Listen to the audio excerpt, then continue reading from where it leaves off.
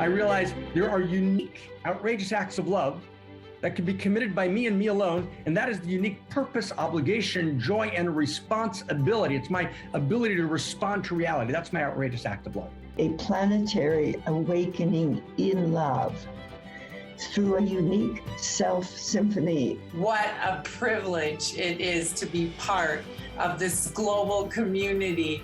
There's a voice within me that asks, who am I, right? Who am I in all of this? Each and every one of us has a unique gift to give that we desperately need.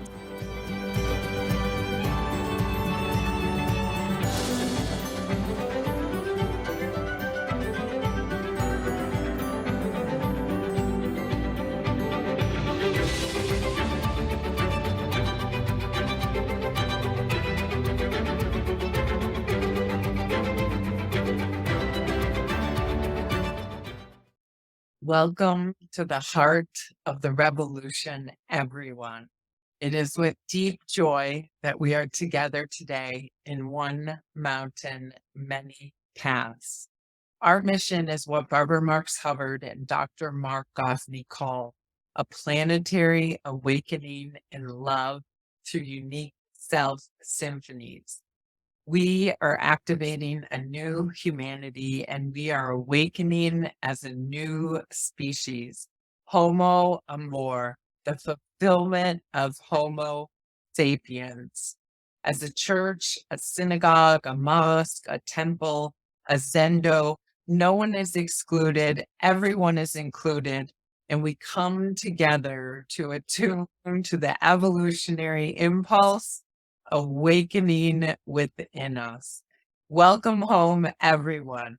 I am Kristina Tahel, the co-executive producer, along with Jamie Long, Jacqueline Clark, and Krista Josepha, and we're so delighted to be together with each and every one of you today for week 330 of our live community broadcast. What a privilege it is to be part of a global community that is contributing to humanity's flourishing. Let me share the way that Dr. Marc Gafni uses our Zoom chat. It's a creative and intimate use of the chat box.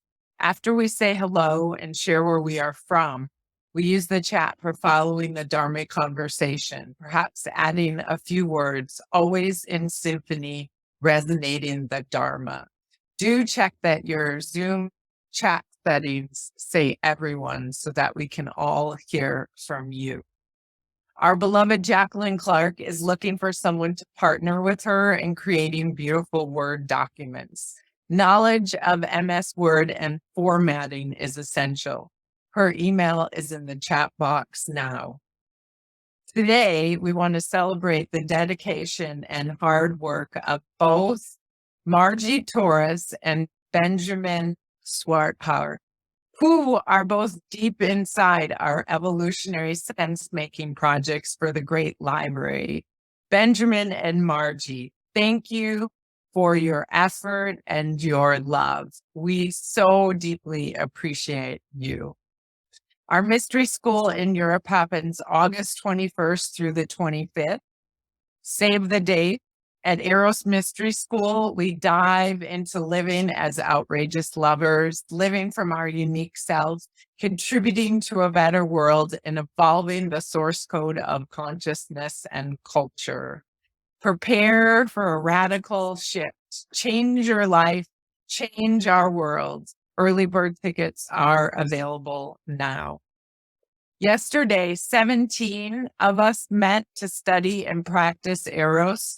We are still welcoming new participants in our co-study group. This every other week Saturday gathering is a great way to prepare for Eros Mystery School. So do join our next sacred study group on February 18th. You want to email Jamie Long for more details. His email is in the chat box now. What to expect today? First, a Dharma recap from myself. Then Dr. Marc Gafni sets our intention. Then David Aiton resonates the evolutionary love code that we're working with. Then we step into our evolutionary sermon with Dr. Marc Gafni, and then we move into meditation to enter prayer. Krista Josepha invites us deeper into community, and to close, we bring people on for our goodbyes and a short dance party. I welcome all who are new. We need you. If this is your first time, these teachings do stand on their own, and every week's teaching does build on the previous weeks. We encourage you to listen to previous episodes and read them also on Medium as we are publishing them. You will hear unique language. Trust the magic ways the Dharma comes through your understanding. One Mountain, Many Paths is radically committed to telling the new universe story. Now, for my recap from last week's One Mountain, Many Paths. No ultimate distinction between cosmic love and personal love. Cosmic love drives reality. Evolution at its very core is yearning. At all levels, you have the transforming telerotic drive of reality, which is Eros. Love is present from the beginning. It is inseparable, and it fuses the forces that move matter around. The four forces, they do a lot of things, but they don't bring atoms together to create molecules. Whatever spirit's lowest level is, animated by the strong and the weak nuclear, by the electromagnetic, by the gravitational, all four of these forces are animated by Eros. And this cosmic force of Eros lives personally in us. It is this cosmic force that awakens in the human being. There's absolutely no difference between the cosmic and the personal. And thus, the human being is invited to be blown open by Eros. Cosmic love underlies and drenches us in every moment. We're showered in that love. The unimaginable 100 trillion cells and the unimaginable number of molecules that live in us are quite literally patterns of intimacy. A molecule, an atom, these are patterns of intimate allurement. Literally, atoms are brought together to create molecules by Eros, by the yearning force of reality. We are pulsating tumescent, vibrating patterns of intimate allurement that Cosmos uniquely disclosed in us as she, so that we can reach out and kiss existence. That is why we're alive, and no one's left out of the circle. It is why we reach out and find each other at night. It's why we make love. It's why we are hurt by each other when we feel unrecognized, unfelt, unneeded, or undesired. It's why we love each other, because what's driving the whole thing is the cosmic love that is personally awake in us. And yet, we have the voices of postmodernity from GPT-3 to Yuval Harari saying, no, love stories are fictions, figments of our imaginations, social constructions, not anchored in the real, in ontology, in the ultimately real. No, to be lived as love, and this is critical, is not pre-tragic. It doesn't mean we haven't been slammed by life. No, being lived as love is post-tragic. When we step from the tragic into the post-tragic, then we awaken as outrageous love. Then we realize our identity as evolutionary lovers. When we realize our identity as evolutionary lovers, our hearts can stay open in all circumstances. When we are crushed, when we break down, when we can break through. When our hearts are broken, our hearts can break open, where everything in us moves us towards union, towards embrace, but not an embrace in which we disappear, but an embrace in which we appear.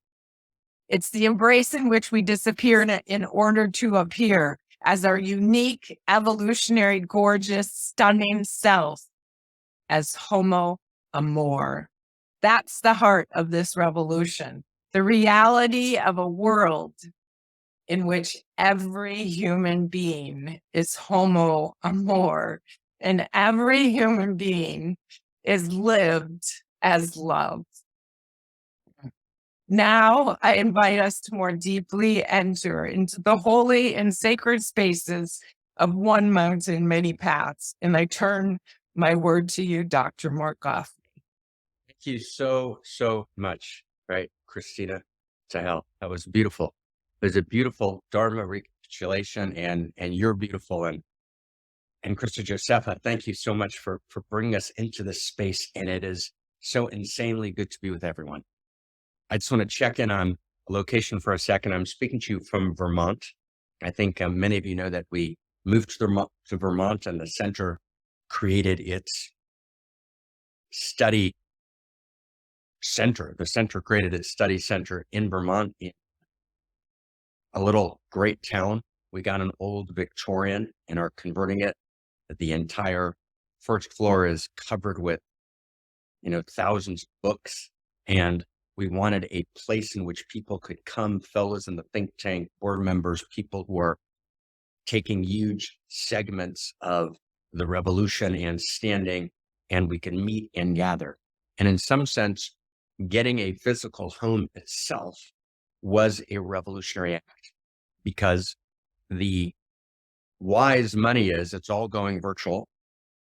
We can all meet on Zoom, and Zoom is important, and Zoom is beautiful, and Zoom is gorgeous. And one of the first acts of revolution is we have to meet in person.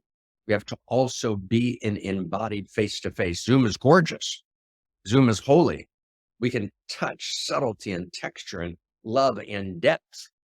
And there's actually certain things we can do on Zoom.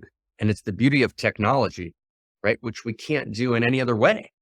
The fact that we can all gather from around the world in different time zones, and we can find each other here for the last 330 weeks is a function of the beauty of technology. And the fact that we write each other and keep contact with a regular depth and intimacy through all sorts of apps, including WhatsApp, is a huge gift of technology. So I want to really deeply honor that and honor this intimacy. And this intimacy has to augment the love that we feel in this place, and the revolution we feel, and the commitment we feel through this gorgeous place of sacred Zoom, of sacred screen. We have to also feel that in person. And so we actually made this revolutionary move. We're actually going to, at this time when everyone's going out of offices and going out of physical places, the center made this decision to actually purchase an old Victorian and turn it into a center for people to come. There's 5 guest bedrooms. We got to figure out how the bathrooms work. It's a 125-year-old house. And everyone is deeply, deeply welcome, right, to come and to be with us. Okay, so that's a very, very big deal. And we'll figure out when and how and where we're going to have our first gathering of the board, right, of the kind of inner advisory board on the last weekend in June. And people who are involved there or who want to get involved, right, so find us. And we're also going to have an incredibly important gathering in Europe from August 25th, I think, till September 1st for 5 days. And there are kind of after meetings afterwards where we gather and we find each other in person and we hug each other in person. And that matters enormously. So find us. So step up. So make this revolution yours. And I want to set intention, friends. Where are we? We're in one mountain, many paths. This is not a podcast. It's not a monological download, although there's a talk, there's a Dharma talk that either Barbara did or Barbara and I did, and I do every week, where we try and actually articulate the core of the revolution, which is the new story of value. It's a big sentence, rooted in first principles and first values. What is the new story of value rooted in first principles and first values? And I think, and maybe we can put it in the chat box if we have it, maybe it'll be available next week. But I know that Elena worked on a beautiful piece based on something we had talked about a few weeks ago, which is this kind of very simple but deep explanation of what we're doing and who we are. And maybe we could find that in the chat box so people could have it afterwards and look at it. And, it's available, I think, on our website. And it's just a great kind of very, very simple, elegant, but really beautiful statement of what we're doing and who we are and what's it about. Okay. So that's about to come out. If it's not there yet, there it is. Right there it is. Don't look at it now, but maybe copy it and paste it if you can and look at it later. And we'll make sure to have that in the chat box every week. And we'll have it also every week when you get your invitation or you want to forward an invitation to a friend, right? If you want to give them like a simple explanation who we are. And that simple explanation is kind of high and deep and beautiful. And every time I read it, it blows my heart open. But I want to really, right? Super important, super fantastic, right? To have it there. Okay. So who are we? Let's just set our intention, right? We are the voice of revolution. And revolution means we reject the status quo. We reject the trajectory of the status quo that is moving towards a world of upgraded algorithms and downgraded human beings, which would be the death of our humanity, right? The natural movement today is towards a kind of techno-feudalism in which the irreducible uniqueness and the irreducible personhood of every human being is gradually lost, and in which the core structure of value, of vision, of nobility, right, is being slowly emptied out of the institutions of public culture. TikTok replaces education. Education is the transmission of value from generation to generation. And we live in a world where the fundamental transmission of value is disrupted. A young boy today hits 11. Between 11 and 18, he goes through TikTok and high-speed internet porn, which completely ruptures and displaces his core experience of education.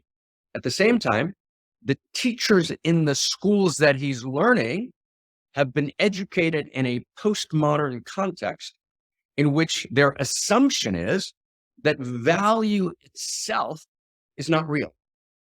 That value is a social construction. That value is not participatory in a field of value, which is intrinsic and inherent to cosmos. We're losing the frameworks of value, the worldview, right? The story of value, which animates our beauty and animates our goodness and animates our truth. And indeed, truth itself is being read out of the dictionary. The Oxford Dictionary in 2016, the word of the year is post-truth. And what we've understood for the last 10 years at the Center for Integral Wisdom, which is in the next 6 months being renamed the Center for World Philosophy and Religion, and an entirely new web presence is going up. What we've understood is that at the core of the meta crisis, and the meta crisis moves from disruptive technologies to rogue weaponized technologies to polarization within countries and between countries without a common ground of value, right? To the split between haves and have-nots, which is growing astronomically, to the extraction models, which extract resources, to exponential growth curves, which must fall off, to dead zones in the ocean. The list goes on, right? To methane gas under the tundras in Siberia. The list goes on. And all of the existential risks, which are existential risks to the existence of humanity, that's one form of existential risk, are coupled and twinned with existential risks to the very nature of our humanity. So there's the death of humanity and there's the death of our humanity. And what we've understood is that we actually can and need to respond, and we need to respond with revolution. And the revolution needs to be at its core not only in developing new innovations, which we need to do. Innovation is important in technology, and new infrastructure solutions to particular existential risks. That's really important. And we need new laws, right? Governing, right? How democracies work. We need new laws governing how actually international bodies relate to each other, and that's social structure. So infrastructure and social structure are really important. But what really drives the story is the story itself, and that's called superstructure. Superstructure is the story of value in which we live. And if you want to think for a second together with us, right? We're together. Think Renaissance, think Da Vinci and Ficino, right? Think the Medicis. Think this Renaissance in which the Black Death sweeps Europe. It's a time which the old values are collapsing. The new values haven't been born. It's a time between worlds. It's a time between stories. And this group of people get together in the Renaissance and they say, we're going to tell a new story of value, a new story of woman, a new story of man, a new story of Eros, a new story of sexuality, a new story of information gathering, a new story of science and scientific method, right? A new story of universal human rights, a new story of what it means to be a parent. Oh my God, a new story of what it means to be a lover, a new story of what it means to be a successful human being. We're going to revision the very metrics of success. And that story is a critical story. That was the great story of modernity. And as we've said here 1,000 times, to the precise extent that that story was accurate, burst the enormous dignities of modernity. When people like Steven Pinker and my dear friend Howard Bloom and Matt Ridley and our colleague Peter Diamandis, right? There's an entire group of people who are beautiful techno-optimists, modernity's optimists who speak, right, the great dignities, what Habermas called the great dignities of modernity. And they're true and they're real. And they also ignore the great and tragic disasters of modernity. And to the precise extent that in the Renaissance, they got part of the storyline wrong.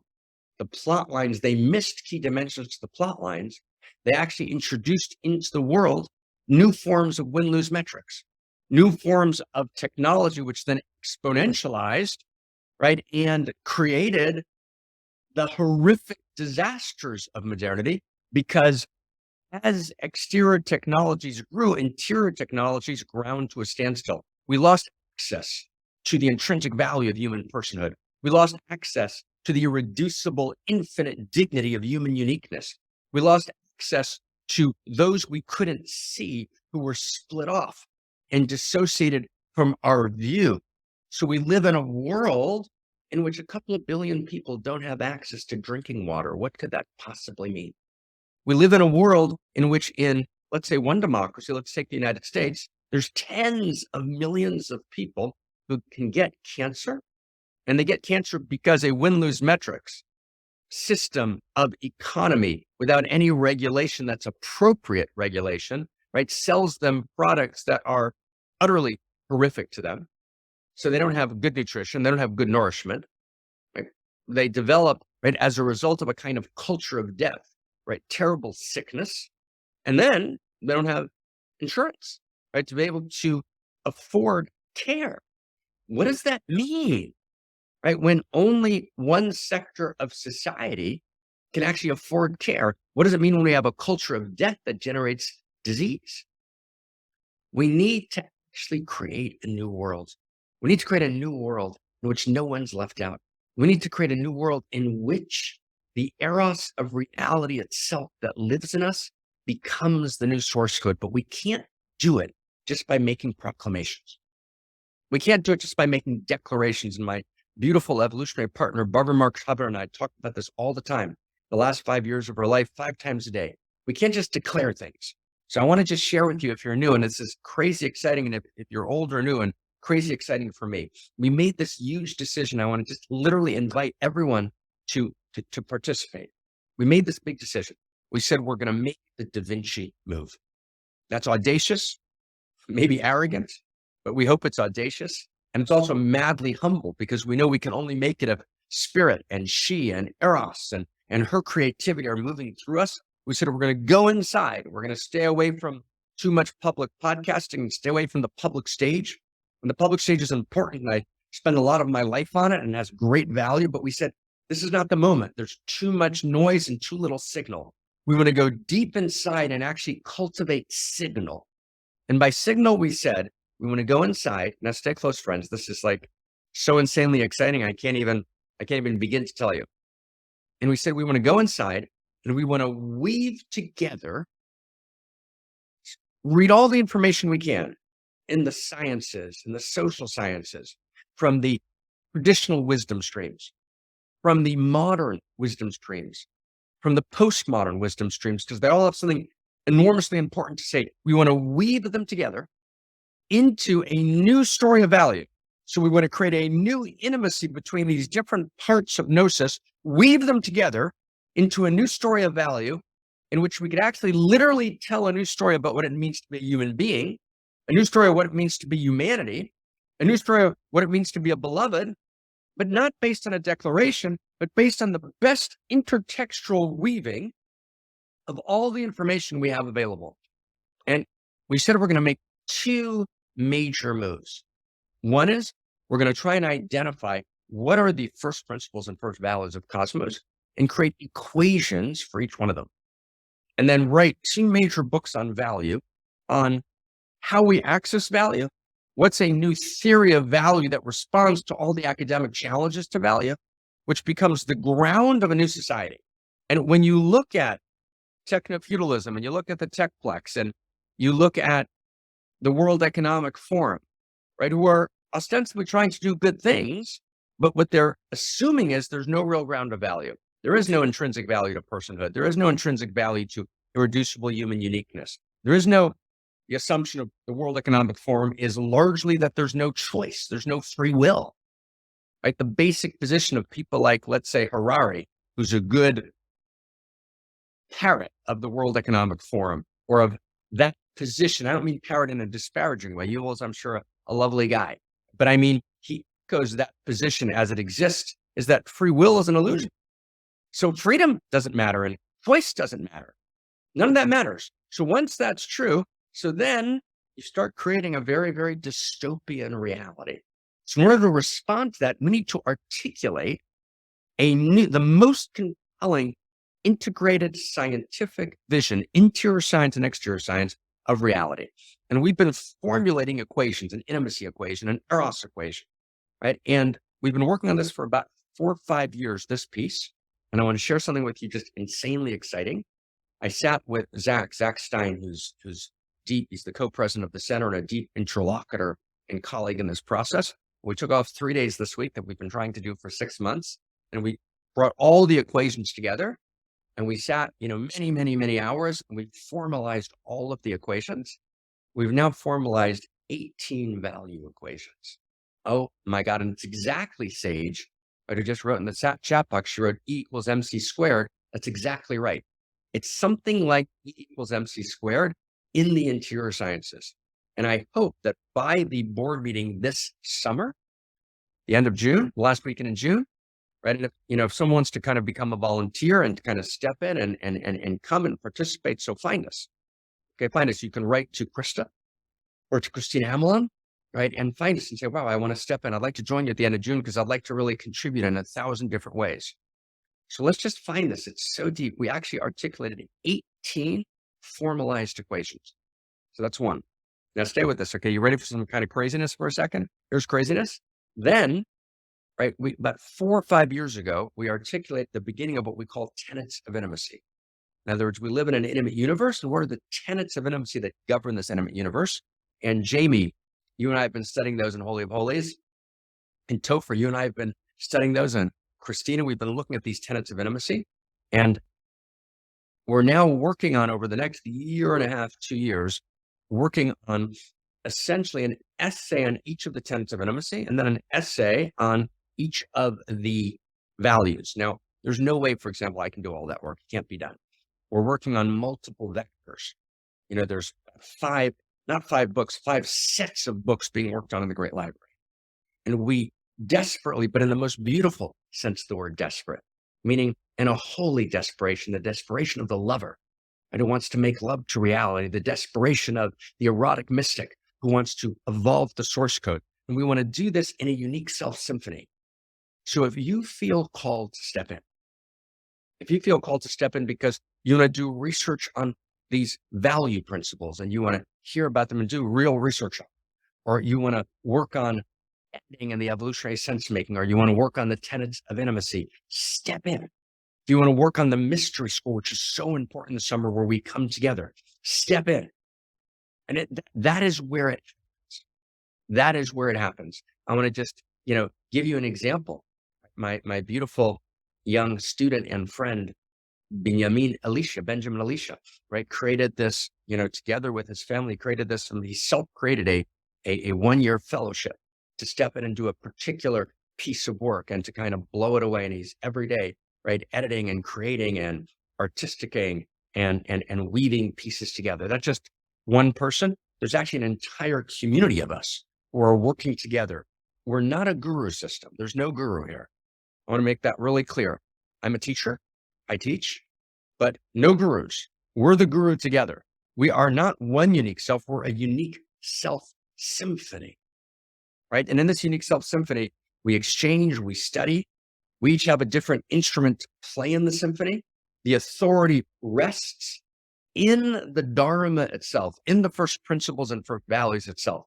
So in a classical, let's say, Eastern spiritual system, and often in Western systems as well, right? There's at the center is some guru figure. We're anti-guru. We could not be more anti-guru. We are unique self-symphony. At the center is the revolution. At the center are the ideas themselves, but again, not ideas we're declaring. That would be easy. We're doing the hard Da Vinci work. And friends, it's hard. It's hard. And can I just be personal and just vulnerable for a second? Every single day, literally of the last, I'd say, 7, 8, 9, 10 years, right? I go about 17, 18 hours a day. And every hour I figure out, how am I going to get this done? How am I going to get this done? How am I going to get that done? And I know whenever I choose to do one thing, I'm not going to do something else. And I know there's always going to be a list of people mad at me for not having gotten something back. And I've tried to do the work of 6 people, right, to keep the think tank moving at different times, right? That's just me, but there's lots of us who are stepping up with incredible passion, incredible dedication. We're going to expand. We're going to deepen our resources, right? We're going to bring more people on, right? In all the different ways. But this is about stepping up and saying, I want to have a seat at the table of the revolution. So I just want to say this to you now. I want to invite you, me, we. It's not me and you, it's we. But I want to invite anyone listening right now, or you're listening to the replay, right? This is the moment. I want to completely, with mad honor and delight and quivering tenderness and joy, invite you to take your seat at the table of the revolution. And I've been talking to one new friend the last 6 months about taking her seat at the table. And that phrase is therefore resonating. It's a beautiful phrase. Take your seat at the table.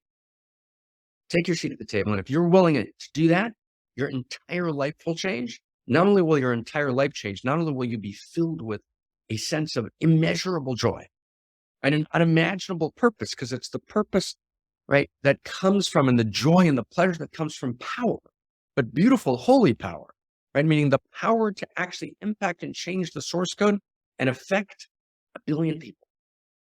Norman Borlaug, and Lena, that's the name that you were looking for, was actually working in Mexico.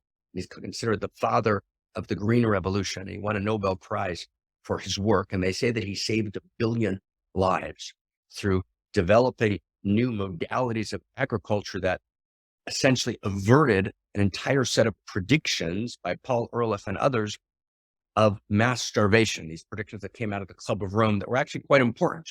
But Borlaug's work and other people's work helped avert what would have been an utter disaster.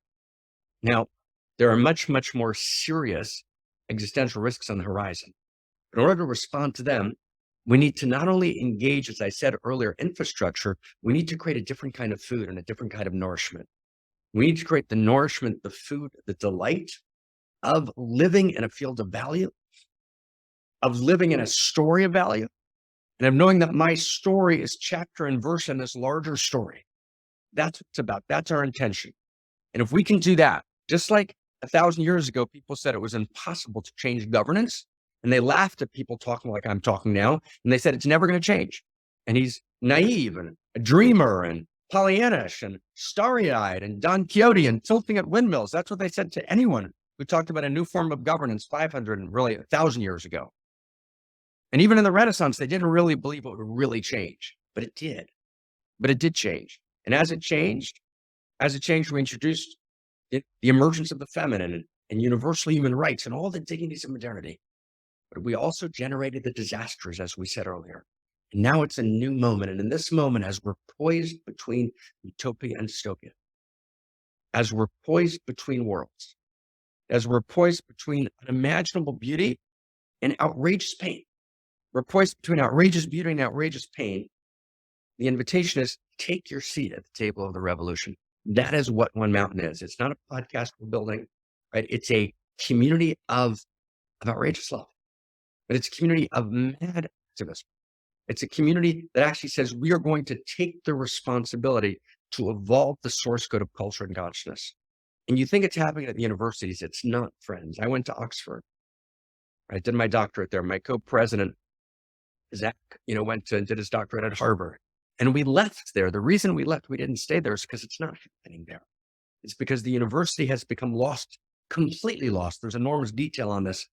Universities are completely lost as businesses in win-lose metrics. It's not the place from which emergent new visions of value are going to emerge.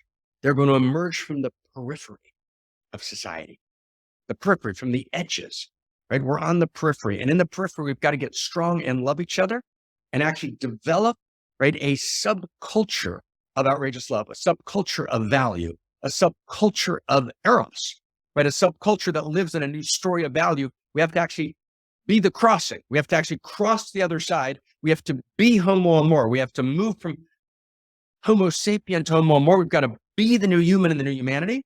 And we've got to meet each other in music. We're going to create a music album this summer. We got to meet each other in the Dharma. We got to meet each other at the end of June. We got to meet each other at the mystery school. We got to find each other online. WhatsApp groups. We got to find each other in the study group that Kristina Amlon talked about that meets again, I believe, on February 18th. We got to find each other in the Unique Self Institute. We got to find each other in all these places and be the new human. And then that movement of the periphery will then enter the mainstream. The only way culture ever changes is there's a strong, I would even call it a prophetic periphery, right? We have to be prophets. We have to invoke the memory of the future. But by prophets, I don't mean a kind of starry-eyed wanderer, right, who heard God talking in the radio, meaning we've got to feel the call of the future. That's what a prophet is. A prophet experiences the future entering and impregnating the now and speaking in the now. That's what a prophet is. A prophet feels the future desire, and the future desires become the irrepressible and urgent needs of the now. When the future enters into the now, prophecy happens. But prophecy is not the lone person. We have to become a prophetic community, wrote Abraham Joshua Heschel. We're a community of prophecy. And by prophecy, we mean we have to evoke the memory of the future, and we have to be the memory of the future. So that's why we're here. Okay. So I'm going to talk today just for a short time. That was a big intention setting, but I feel like we haven't done it in a few weeks. And it's not information. We're not doing this for information. We're doing this to actually, the invoking of our intention is our practice. It's where we locate ourselves. It's not like, oh, wow, we spend too much time in the intention setting. No, it doesn't work like that.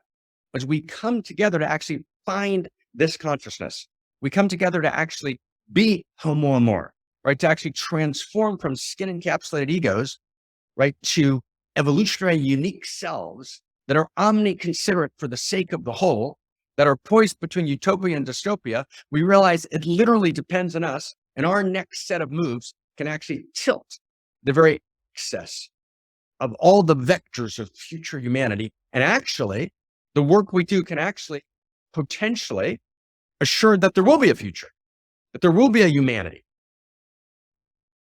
That's a big deal. So welcome, everyone. I mean, mad welcome, mad joy, mad humility, right? Mad humility. And again, I just want to say again, if for whatever reason, I make a mistake or I say something wrong, or, you don't like me one morning, ignore me, right? I'm just a detail here, right? This is about you. It's about we. It's about unique self-symphony. I'll get it wrong. When I get it wrong, correct me. If I miss something, point it out. I'll be madly excited, right, to stand corrected. Make your contribution, but not by declaration, right? Do the research, challenge, right? I love, right, being challenged, right? The Dharma loves being challenged. Let's make it deeper. Let's make it better, right? Let's find it more accurately, right? Let's clarify it, right? Let's do this together, right? Let's be lived as love. David, are you ready to do this? You ready to resonate that code for us? Resonate away, brother. Oh my God. Go, take it away. Thank you, Mark. Lived as love. Wow. Does everyone feel that? You feel called, right? I feel called to step in. I feel called to move closer. And this calling is sourced, as Mark is describing, in love, but not just ordinary love. Today's topic is actually about outrageous love. And it's actually a topic that's infusing every single One Mountain every single week, because it's literally in every cell in our bodies. It's the air we breathe. So let's find it. Let's feel into it. Let's rest in this outrageous love as I resonate the code, feel into it, open to it, and let ourselves flow in this current, the revolution. So here's this week's evolutionary love code.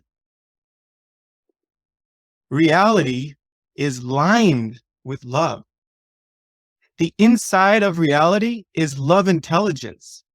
This is not ordinary love, what's usually referred to as love. It's rather what we call outrageous love or evolutionary love. Ordinary love is the exile of love to a merely human experience. That experience is often a strategy of the ego for security or status. Ordinary love is generally a passing emotional state, and most often the emotion of infatuation. Outrageous love is what Dante called the love that moves the sun and other stars. When human love participates in the larger quality of outrageous love, it no longer is merely a passing emotion. Rather, it becomes the center of gravity of your life. You, I, we are lived as love, a radically alive, joy-filled, and purpose-driven life. When you awaken as evolutionary love, you realize your identity as an evolutionary lover. When you awaken as outrageous love, you realize your identity of an outrageous lover. You deepen your identity from I am evolution, I am evolutionary love. I am an evolutionary lover. I am an outrageous lover. So friends, as we feel that vibration, as we feel our own perception opening up to this larger field of outrageous love, let's attune, and I pass my word back to you, beloved Dr. Mar. Thank you. Beautiful. And let's put that in the chat box. Becca, it's great to see you.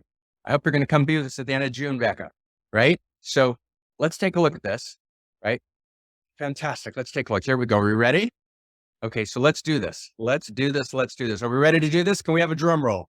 Can we? And are we allowed to be excited? Are we allowed to be excited? We're allowed to be excited because it's crazy exciting. Okay. So what I want to do is it's 1:45. I want to try and do it in about 15 minutes and just literally do the overview to be able to see the whole thing. And when I say the whole thing, I don't mean all of the first principles and first values, the entire story of value, but a story of value always needs a credo. It needs a set of sentences that kind of capture the whole thing, that you can kind of say it in short form. And that's what these evolutionary love codes are that Barbara and I wrote, over the years. And we'll be putting out sooner than later, just a simple book of just the evolutionary love codes themselves, just simple, one on a page. I think there's 75 or 100 of them at this stage. So what I want to do is I want to just state kind of the 10 principles, as it were. And, I can't promise 10 is going to be the number. So let's in the chat box together, we'll number them. And I'm going to do it very briefly, but I just want to kind of get a sense of it so you can feel it. And we'll have like a 15-minute simple, but when I say simple, I mean second simplicity overview or vision of this story of value in a way that we can share it with anyone. And I want to just say before we start, because once we start, we're going to go like 14 minutes. But before we start, every single sentence I'm about to say is insanely footnoted. Right now, I'm working with Zohar on lots of the footnotes, Kirsten Zohar, who's our editorial director of the Great Library. So every sentence, there's no declarative sentences here that are just claims, right? Every sentence is unimaginably footnoted, and we're going to spend the next 5 years, right, actually creating the deep signal. So when it's time for the noise, it's not going to be noise, it's going to be pure signal, right? Which is going to actually, I believe, right, literally blow open the heart of reality. That's what we're doing together. That's what we're here to do. We're being that Da Vinci moment in history, and we're taking that responsibility. So here we go. Ready? We have a drum roll, and then we'll come back when we finish. We'll come back and do the code. So drum roll. Do we have a drum roll? Are we ready to go? Okay. One, the nature of reality. We live in a world of outrageous pain. The only response to outrageous pain is outrageous love. The response to outrageous pain can't be theology, theologic, explaining why we suffer. We suffer because we're being punished. We suffer because we attracted it into our lives. That's a medieval and a popular New Age version of responding to outrageous pain. You attracted it into your life, either by sinning or by attracting that energy or having some personality dynamic that attracted it. Yes, there's some partial truth that says we should take responsibility for any part of the dynamics that we participate in that create suffering. So in that sense, those are two very powerful and good ideas. But actually, the outrageous pain is far beyond that. Right? The experience of 100 million people being killed in the 20th century, non-combatants brutally murdered in wars, is a level of outrageous pain that is inexplicable through merely me inviting it into my life. So yes, we have to take full responsibility for our own transformation. And we also have to actually acknowledge there's a mystery of outrageous pain, which needs to be responded to. And there's only one way to respond to outrageous pain, and that's outrageous love. And outrageous love doesn't answer the question of why there's outrageous pain. It responds to the reality of outrageous pain. And it responds in two ways. One, it responds in action. Take responsibility. Step in. How can I help? That's the question you ask. How can I help? What can I do? The question is, what does reality need from me in the next moment? So the first notion is outrageous love responds to outrageous pain through action. Number one. Number two, the only reason why we have the capacity to protest against outrageous pain is because we actually recognize that reality's intention is outrageous love. That's a very deep sense. It's because we live in an enemy universe, which is overflowing with value, which is overflowing with what we're calling outrageous love. And by outrageous love, we mean Eros. We mean the love that moves the sun and other stars in Dante's language. We mean love that's not mere human sentiment or social construction, but love which is the heart of existence itself. Because reality is Eros, because reality is value, because reality is standing for intimacy, which means mutuality of pathos and feeling and recognition and value and purpose. It's shared identity, right? It's quivering tenderness and joy and goodness and truth and beauty, because that's what reality is at its core. Then suffering, then evil, then outrageous pain caused by them is a violation of the very nature of reality. When I realize it's a violation, when I realize that value has been violated, then I'm actually filled with energy, with Eros, with will, with political will, with moral will, with existential will to actually stand and fight. All we ever want is a cause worth fighting for. And the cause worth fighting for is outrageous love. But if reality wasn't lined with outrageous love, then outrageous pain wouldn't even be an issue. It would just be the way it was. The reason we're outraged, the reason we can call the pain outrageous, It's because actually outrageous love is the quality of reality itself. So we live in a world of outrageous pain. The only response to outrageous pain is outrageous love. Number one. Number two, we live in a world of outrageous beauty. Side by side with the pain, reality is lined with beauty and lined with goodness and lined with truth. And beauty is truth and truth is beauty. They're completely the same. And out of them comes goodness. And there are billions of acts of goodness and kindness and love that are happening all the time. On a Saturday night, I have a date night with Kristina, right? My partner, Dr. Kincaid. And because it's dark here in Vermont, so KK always falls asleep a little early. So sometimes I come to our date night where we're just going to spend time and hang out and be able to talk to each other. I have to kind of wake her up. So last night I woke her up, I said, KK, this is like date night. And so we said, okay, we'll watch something. So we haven't watched anything together. And sometimes we'll watch a little series together. So we open her computer and we find this show called New Amsterdam, which I'm sure a lot of you have seen. I'd never seen it before. And I have to say, it's about a hospital in New York. It's based on a novel, about Bellevue Hospital in New York. And I have to say, we watched 4 episodes, which were about 30, 40 minutes each. And I cried through the whole thing. I just couldn't stop crying through the whole thing. I'm like, oh my God, right? Because the entire story was about outrageous love in response to outrageous pain and people who are outrageously beautiful and outrageous acts of beauty, right? So, oh my God, if you want just a quick spiritual practice and you want to experience outrageous love, so take a look at Netflix and take a look at New Amsterdam, and you'll see outrageous love in action in response to outrageous pain and outrageous beauty. And the reason, and I just want you to track this for a second. So when I looked it up, for my date night with Kristina yesterday, it was listed number 1 in Netflix. Why was it number 1? Why wasn't there a horror show? Why wasn't there some great crime drama? Why wasn't there a win-lose metrics show that was number 1? Why was it number 1? Because across the Netflix world, people said, this is what I want to see, right? This is what I know reality is. There's a resonance, there's a knowing, right, that actually reality is outrageous love. So 1, we live in a world of outrageous pain. The only response is outrageous love. 2, we live in a world of outrageous beauty. And outrageous beauty is our response to outrageous pain, right? Outrageous beauty is our response, and outrageous beauty evokes in us. When we see outrageous beauty, it just evokes in us outrageous love.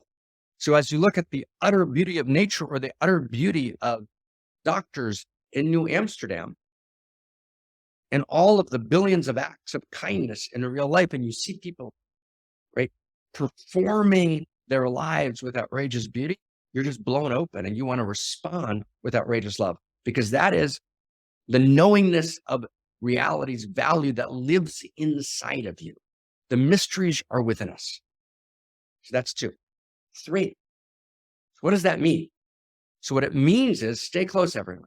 What it means is that the response to the question of who am I, who are you, is I am an outrageous lover. You got that, Becca? I am an outrageous lover, meaning, now stay close, and this connects with what we talked about last week. In other words, outrageous love is not just a third-person force. Eros is not just a third-person force moving through reality. Does everyone get what I mean by third person? It's an energy, third person moving through reality. It is that, but it's also first person. It's the nature of my I-ness. My I-ness, my interior, is outrageous love. What moves me, what animates all the atoms that create bonds within me, bonds of Eros, what moves all the protein strands in me that are configurations of Eros, what moves all of the cellular structures in me, which are constant movements of Eros and unique configurations of stunning intimacy. That's what I am. From muons all the way up through my organismic systems that are all working together in non-local love, knowing where each other are, radical unions and ecstatic movements, right, of unimaginable grace holding me in every second. I am quite literally physically outrageous love in my exterior sciences, And in my interior sciences, that's why New Amsterdam was number one. It's why all love songs, right, dominate the music in the world. Music is every place and every generation, and virtually all music is a love song. Why? Because the music of reality is, its intrinsic nature is outrageous love. So who am I? Outrageous love moves in me in third person. That's number 3. Who am I? I'm an outrageous lover. My actual identity, not my religious identity, not my spiritual identity, not my human potential movement identity, not my new age identity, the actual accurate scientific reading, interior and exterior sciences of who I am, I'm an outrageous lover. That's 3. 4, what's the difference between outrageous love and ordinary love? By ordinary love, we mean love which is understood to be a social construct.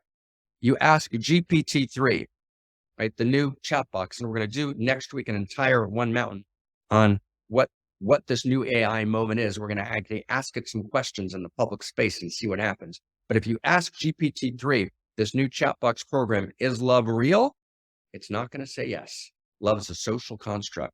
No, love is the intrinsic nature of reality itself, awake and alive in me. I am an outrageous lover. So that's 3. So number 4, what does an outrageous lover do? Once I get that love is real, right? That's 3. So number 4, excuse me, before we get to what does an outrageous lover do, that's going to be number 5. Number 4, let's distinguish between ordinary and outrageous love.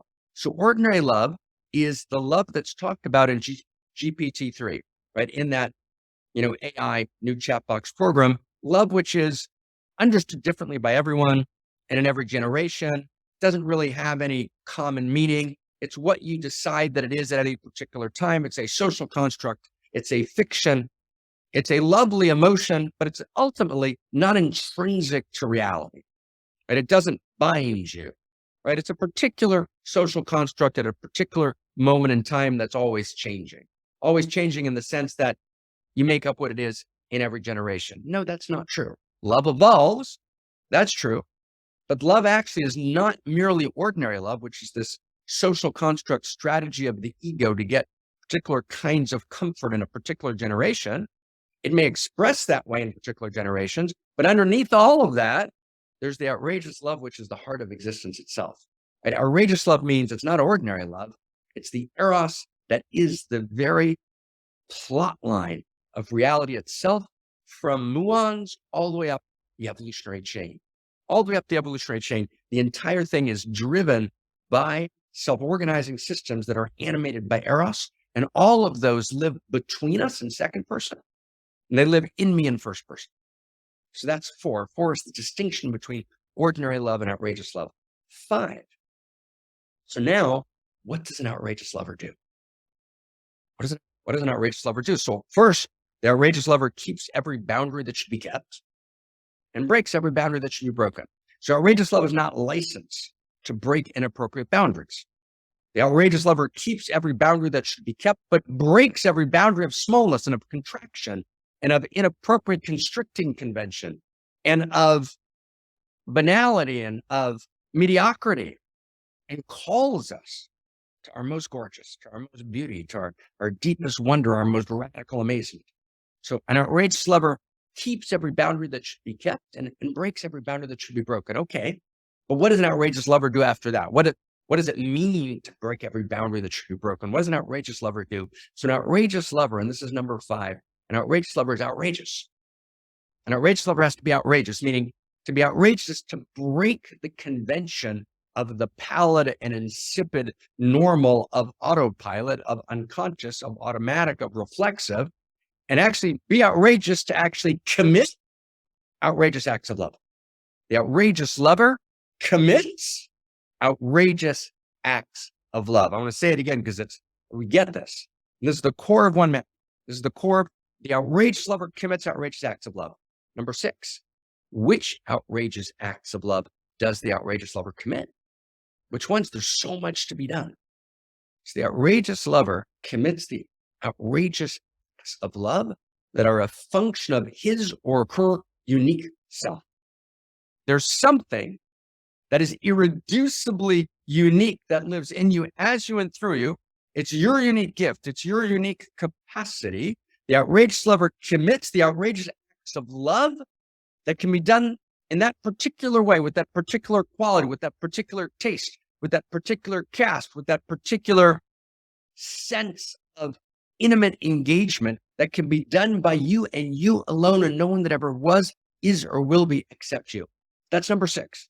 The outrageous lover commits outrageous acts of love that are a function and expression of her unique self. Number 7. So why isn't everyone doing it? Why is everyone not doing it? Why isn't everyone committing outrageous acts of love? Why isn't that welling up from people? Because people are overwhelmed.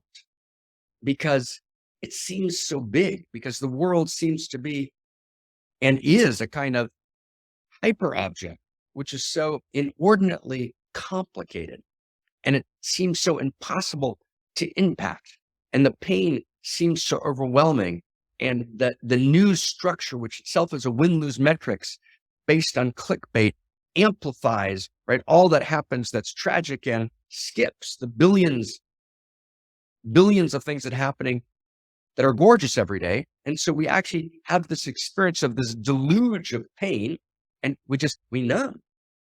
We close down. It's too much. We turn away, right? We look away. It's too hard. We take the low road. We take the easy road. We take the road of least resistance because we've closed our hearts. We've closed our hearts not because we're evil, not because we're narcissistic, but because it hurts too much, right? So why don't people commit their outrageous acts of love? Because we don't know how to actually affect the world. We don't know how to heal it. And so we're afraid to feel it. Do you get that sentence? We don't know how to heal it. So we're afraid, right, to feel it. I want to say it again. We don't know how to heal it. So we're afraid to feel it. And so number 7 is, and it's so deep. So in the gap, you got to mind that gap. And the gap between our ability to feel the pain and our ability to heal the pain, we close our hearts. Number 8. So what do we need to do to open our hearts again? We need to close the gap between our ability to feel the pain and our ability to heal the pain. That's number 8. Number 9, how do we do that? We do that by realizing that it's not on you and it's not on me. It's not on us to heal the whole thing. We can't heal the whole thing. No one person can heal the whole thing. But what I can do is, and what I'm called to do, and the very joy and elixir and nectar of my life, the tumescent, throbbing grace of my life, is that I can, in my unique circle of intimacy and influence, address the unique cry and the unique invitation, the unique needs that call me, that I can see. Every single person lives in a unique circle of intimacy and influence. And there are on the ground, there's what to be done. I can actually respond directly as a singular pulsation of outrageous love to the unique pain that's mine to heal in my circle of intimacy and influence. And I can do it myself, or I can join hands with other unique selves, and we can actually come together, each from our unique perspective, with our unique qualities of intimacy, and actually begin to heal that pain. And imagine that. This is not a top-down vision. This is a bottom-up vision of a self-organizing cosmos in which the principle, and this is number 10. The principle of self-organization of cosmos, right, is a bottom-up, self-organizing, self-actualizing cosmos, which actually generates a planetary awakening in love through unique self-symphonies. In other words, local unique self-symphonies, local ground, grassroots, self-organizing, unique self-symphonies in which people are drawn to each other to actually create new social technologies, new interior technologies. They come together to co-create, right, a world that works for everyone. And we do it on the local level through thousands and thousands and tens of thousands and hundreds of thousands of unique self-symphonies taking responsibility to be lived as love and to play together our unique instruments in that unique self-symphony. Well, that's unimaginable. And actually, in every sector of society, what my dear evolutionary partner, Barbara Marx Hubbard, called in every sector in the wheel of co-creation. And Barbara and I together created a wheel of co-creation 2.0, and we're going to be putting out relatively shortly a wonderful little book on the wheel of co-creation, which is wildly exciting. But the wheel of co-creation says that actually each of us, and the wheel of co-creation, particularly 2.0, says that each of us as unique selves, right, have something to contribute, right, to the evolution of love and reality. And we can actually gather and stand on the abyss of darkness in our own unique circle of intimacy and influence. And there we can heal the pain. There's someone we can call. There's someone that can be adopted by us. There's a way we can step in. There's an endowment we can create. There's a gift that we can give. There's a piece of our time and our resource that we can give that actually activates the outrageous love in us and actually heals some dimension of the pain in our unique circle of intimacy and influence. So in that sense, what have we done? We've actually closed the gap between our ability to feel the pain and our ability to heal the pain, because it's not our job to heal all of the pain. It's our job to actually realize that there's no coincidence in reality. And I was born where I needed to be born, and I was gifted with the gifts I was needed, right, to be gifted with. And I have the unique capacities that I need to actually heal the pain in my unique circle of intimacy and influence. 11. This is the last one. But to do that, I have to break the tyranny of biological family. Biological family is wildly important. And I have to say, in my life, I miss biological family enormously. You know, I left Israel in 2006, and it ruptured my capacity to see my biological family. I've, of course, gone back to Israel, but for lots of reasons, right? My commitment to reality and the place I could actually give gifts and try and heal suffering was outside of Israel, where I lived for almost 20 years. And so I don't see my biological family with the kind of regularity that I'd like to. And I work too intensely and too insanely. And I miss biological family, and I want to do more and more biological family. So I love that. And I talked this morning to my daughter, and I texted one son and texted another son and a third son. I spoke to all four of my kids in some way this morning, but too briefly and not enough. So I want to really honor biological family. It's huge. And we're committed to biological family because biology is not a coincidence. And that's true and beautiful. But stay close, friends.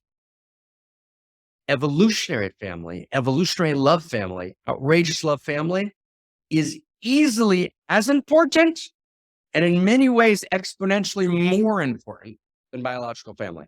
And I want to get this straight, right? Because actually the people we meet on the path that become our evolutionary partners, right? We have to love them and love each other and be committed to them, right? And invest in them and invest our time and our resource and our energy, right? Of all kinds, right? To actually be with them to create new families. And actually one of the things the world most desperately needs is to break the monopoly on love, right, that ostensibly lives only within the nuclear family.